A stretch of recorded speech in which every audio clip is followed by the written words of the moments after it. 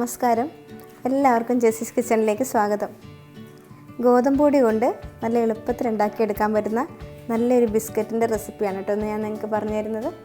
ഓവണൊന്നും ഇല്ലാണ്ട് തന്നെ നമുക്ക് ഉണ്ടാക്കിയെടുക്കാൻ പറ്റുന്ന നല്ലൊരു ബിസ്ക്കറ്റാണ് കേട്ടോ ഇത്. ഈ ബിസ്ക്കറ്റിലേക്ക് നമ്മൾ ബേക്കിംഗ് പൗഡറോ ബേക്കിംഗ് സോഡയോ ഒന്നും ചേർക്കുന്നുമില്ല. എൻ്റെ ഈ വീഡിയോ നിങ്ങൾക്ക് ഇഷ്ടപ്പെടുകയാണെങ്കിൽ എൻ്റെ ചാനലൊന്ന് സബ്സ്ക്രൈബ് ചെയ്യണം കേട്ടോ.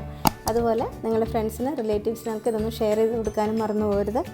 കണ്ടില്ലേ, നല്ല ക്രിസ്പി ആയിട്ടുള്ള ടേസ്റ്റി ആയിട്ടുള്ള ബിസ്ക്കറ്റാണ്. ഈ ബിസ്ക്കറ്റ് എങ്ങനെ ഉണ്ടാക്കിയെടുക്കുന്നതെന്ന് നമുക്ക് നോക്കാം. നമ്മുടെ ഗോതമ്പ് പൊടി കൊണ്ടുള്ള ബിസ്ക്കറ്റ് ഉണ്ടാക്കാൻ വേണ്ടിയിട്ട് ഞാൻ ഈ ഒരു അളവ് ഗ്ലാസ്സിൽ 1.5 ഗ്ലാസ് ഗോതമ്പ് പൊടി എടുത്തിട്ടുണ്ട് കേട്ടോ. ആ സെയിം ഗ്ലാസ്സിൽ തന്നെ ഞാൻ ഒരു 1/2 ഗ്ലാസ്സോളം റവ എടുത്തിട്ടുണ്ട്. ഇത് നല്ല നേരിയ തരികളായിട്ടുള്ള റവയാണ്. നിങ്ങളുടെ കയ്യിൽ കുറച്ചും കൂടി വലിപ്പമുള്ള തരിയുള്ള റവയാണെങ്കിൽ അത് മിക്സിയിൽ ഒരു പ്രാവശ്യം ഒന്ന് കറക്കിയെടുത്താൽ മതി കേട്ടോ. ഒരു 3/4 ഗ്ലാസ് പഞ്ചസാര എടുത്തിട്ടുണ്ട്. ഒരു 1/4 ഗ്ലാസ്സോളം പാൽപ്പൊടി എടുത്തിട്ടുണ്ട്. ഒരു 1/4 ഗ്ലാസ്സോളം നെയ്യ് എടുത്തിട്ടുണ്ട്. ഈ നെയ്യ്ക്ക് പകരം നിങ്ങൾക്ക് വേണമെങ്കിൽ സൺഫ്ലവർ ഓയിൽ എടുക്കാം കേട്ടോ. ഒരു 7 ഏലയ്ക്ക ഞാൻ കുറച്ച് പഞ്ചസാരയും കൂടി കൂട്ടി പൊടിച്ച് വെച്ചതാണ്. ഇത് നമ്മുടെ ബിസ്ക്കറ്റിൽ ഇടയ്ക്കൊന്ന് കടിക്കുമ്പോൾ നല്ല ടേസ്റ്റ് കിട്ടാൻ വേണ്ടിയിട്ട് ഞാൻ കുറച്ച് ബദാമും പിസ്തയും ഇതുപോലെ ചെറുതായിട്ട് കട്ട് ചെയ്തെടുത്തിട്ടുണ്ട് കേട്ടോ. ഒരു 3/4 ഗ്ലാസ് പാലെടുത്തിട്ടുണ്ട് കേട്ടോ.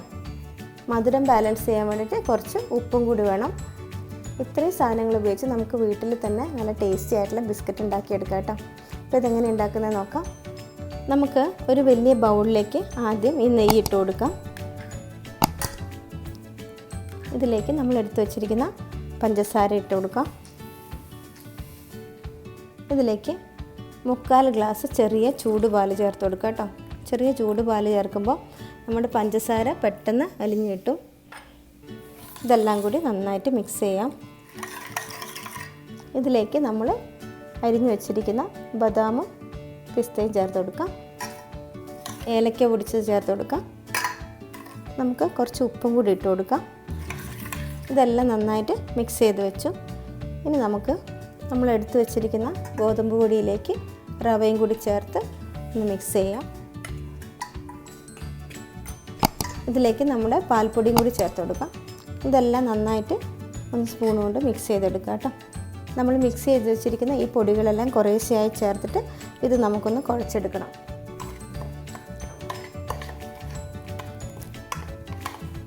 ഇത് നമുക്ക് ചപ്പാത്തി മാവിൻ്റെ പരുവത്തിന് വേണം കുഴച്ചെടുക്കാൻ കേട്ടോ. അപ്പോൾ നമ്മൾ കുഴയ്ക്കുമ്പം മാവിന് ഭയങ്കര നനവായിട്ട് തോന്നുകയാണെങ്കിൽ നമുക്ക് കുറച്ചും കൂടി ഗോതമ്പ് പൊടി ചേർത്ത് കൊടുക്കാം. ഇനി അഥവാ നിങ്ങൾ കുഴയ്ക്കുമ്പോൾ മാവ് കുറച്ച് കട്ടിയായിട്ട് തോന്നുകയാണെങ്കിൽ ഒരിത്തിരി പാൽ കൂടുതൽ ചേർത്താൽ മതി കേട്ടോ. ഇതിനിപ്പം കുറച്ച് നനവ് കൂടുതൽ തോന്നുന്നതുകൊണ്ട് ഞാൻ കുറച്ച് പൊടിയും കൂടി ചേർക്കുകയാണ് കേട്ടോ. നമുക്ക് സ്പൂണ് മാറ്റിയിട്ട് കൈ കൊണ്ട് നന്നായിട്ട് കുഴച്ചെടുക്കാം. കണ്ടില്ലേ,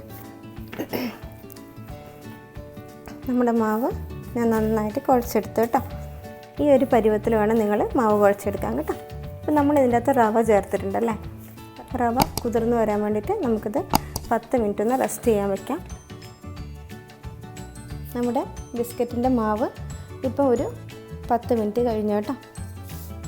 കണ്ടില്ലേ, അപ്പോൾ ഇത് കുറച്ചും കൂടി ഒന്ന് കട്ടിയായി. ഈ ഒരു പരുവാണ് നമുക്ക് വേണ്ടത്. ഇതിന് ഞാൻ 2 ഭാഗമാക്കി മാറ്റി. ഇത് നമുക്കൊന്ന് പരത്തിയെടുക്കണം. പരത്തിയെടുക്കാനുള്ള എളുപ്പത്തിന് വേണ്ടിയിട്ടാണ് ഞാനിത് 2 ഭാഗമാക്കിയത്. പലകയിലേക്ക് കുറച്ച് നെയ്യ് തേച്ച് കൊടുക്കാം.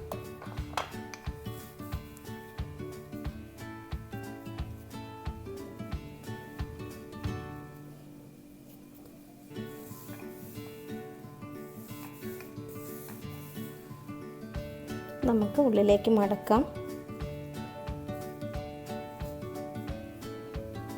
4 വശത്തുനിന്ന് ഉള്ളിലേക്ക് ഇങ്ങനെ മടക്കി വെച്ച്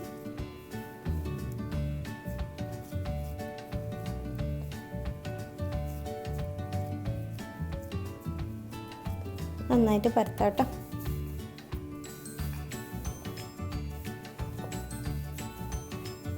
ഞാനിപ്പം ഇതുപോലെയുള്ള ഒരു ചെറിയ കുക്കി കട്ടറാണ് കേട്ടോ ഉപയോഗിക്കുന്നത്. ഇപ്പം നിങ്ങളുടെ കയ്യിൽ ഇതുപോലെയുള്ള കുക്കി കട്ടർ ഇല്ലെങ്കിൽ ഏതെങ്കിലും ഒരു കുപ്പീൻ്റെ അടപ്പോ എന്തെങ്കിലും ഉപയോഗിച്ച് ഇതുപോലെ നമുക്ക് കട്ട് ചെയ്തെടുക്കാം.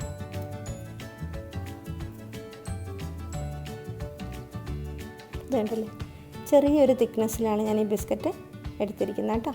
ഇതുപോലെ നമുക്ക് ഈ മാവ് മുഴുവനും ഒന്ന് കട്ട് ചെയ്തെടുക്കാം കേട്ടോ.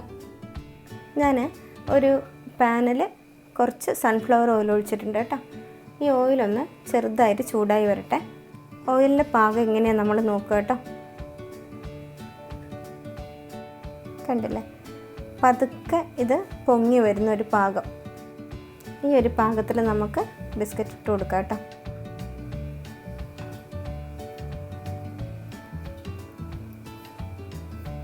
ഇനി നമുക്ക് തീ ലോ ഫ്ലെയിമിലേക്ക് വെക്കണം കേട്ടോ. നമ്മൾ കേക്കൊക്കെ ഉണ്ടാക്കുന്നില്ലേ, അതുപോലെ തീ ലോ ഫ്ലെയിമിൽ വെച്ചിട്ട് നമുക്കിത് വേവിച്ചെടുക്കണം. പിന്നെ ഒരു കാര്യം പ്രത്യേകം ശ്രദ്ധിക്കേണ്ടത്, ഇത് നമ്മൾ ഇട്ടപാട് ഒരിക്കലും മറിച്ചിടാൻ ശ്രമിക്കരുത് കേട്ടോ. ഒരു 2 മിനിറ്റ് കഴിയട്ടെ, എന്നിട്ട് മറിച്ചിട്ട് കൊടുത്താൽ മതി കേട്ടോ. നല്ല ക്ഷമയോടുകൂടി ചെയ്തെടുക്കേണ്ട ഒരു ബിസ്ക്കറ്റാണ് കേട്ടോ. അങ്ങനെയാണെങ്കിൽ നല്ല ടേസ്റ്റി ആയിട്ടുള്ള ബിസ്ക്കറ്റ് നമുക്ക് കിട്ടും. നിങ്ങളിത് ചൂട് കൂട്ടി വെച്ചിട്ട് പെട്ടെന്ന് അങ്ങ് മൊരിച്ചെടുക്കാമെന്ന് വിചാരിച്ചാൽ ഇത് പുറമേ നല്ല ഗോൾഡൻ കളറായിട്ട് ഇങ്ങോട്ട് പോരും, പക്ഷേ അകത്ത് ഒട്ടും വെന്തിട്ടുണ്ടാവില്ല കേട്ടോ. ഇത് ചെറിയ തീയിൽ നമ്മൾ വേവിച്ചെടുക്കുമ്പോൾ നമ്മളെ ബിസ്ക്കറ്റ് ശരിക്കും നല്ല ക്രിസ്പി ആയിട്ട് നമുക്ക് കിട്ടും കേട്ടോ. ചെറിയ തീയിൽ നമുക്കിത് തിരിച്ച് മറിച്ച് വിട്ടിട്ട് വേണം വേവിച്ചെടുക്കാം കേട്ടോ. ഇപ്പോൾ 2 മിനിറ്റൊക്കെ ആയി. ഞാൻ ഈ ബിസ്ക്കറ്റ് ഒന്ന് മറിച്ചിടുകയാണ്. കണ്ടോ, ചെറിയൊരു ബ്രൗൺ കളർ, ചെറിയൊരു ഗോൾഡൻ കളർ വന്നിട്ടുണ്ട്. ഇതെല്ലാം ഒന്ന് മറിച്ചിട്ട് കൊടുക്കാം.